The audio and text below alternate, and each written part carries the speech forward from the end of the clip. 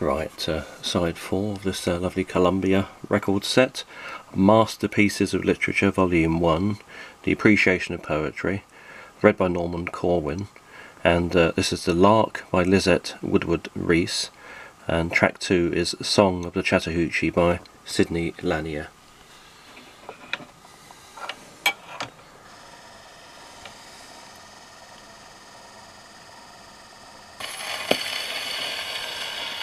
The Lark by Lizette Woodward Reese.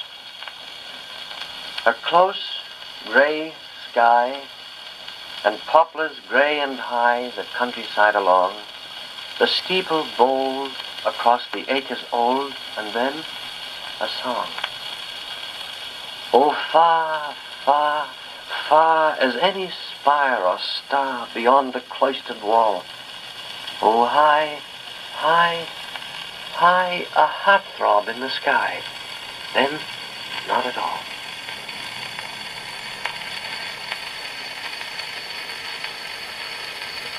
Song of the Chattahoochee by Sidney Lanier.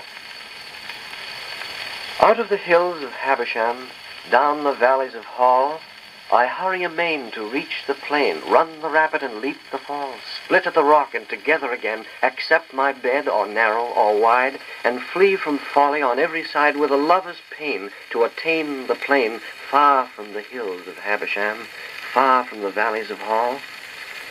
All down the hills of Havisham, all through the valleys of Hall, the rushes cried, abide, abide. The willful waterweeds held me thrall. The laving laurel turned my tide. The ferns and the fondling grass said, stay. The dewberry dipped, for to work delay. And the little reed sighed, abide, abide, here in the hills of Havisham, here in the valleys of Hall. High o'er the hills of Havisham, veiling the valleys of Hall, the hickory told me manifold fair tales of shade.